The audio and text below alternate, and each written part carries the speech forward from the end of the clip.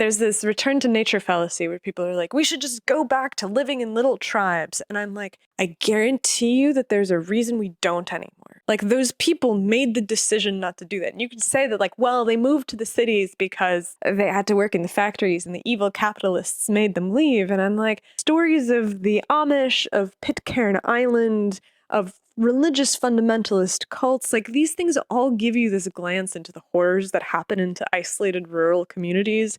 Even Anything, the transcendental utopianists, right? yeah, like, they weren't necessarily like violent and with a dark underbelly, but they did completely misunderstand the difficulty of working the land. And so every single transcendental utopian community that was like, let's live in the woods and return to nature, they're like, oh fuck, farming is so hard.